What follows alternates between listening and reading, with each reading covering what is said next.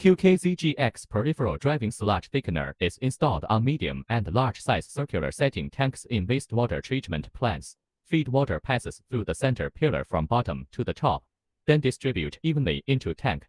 Outlet water overflow the weir around tank, which keeps a stable water quality and quantity. Peripheral drive clarifier is composed of a mobile truss beam, 2-end driving trolley, 2 rotations with peripheral driving system, scrapers, suckers, scum skimmers, flow guidance, sludge collectors, center pit, electric cables and control cabinet. The sludge feed in from top middle pillar deviated by the weir in order to optimize the thickening. Sludge scraper blades remove the sludge accumulated on the bottom and collect it in a central pit where from, by a pump, is conveyed to the outlet through a pipe.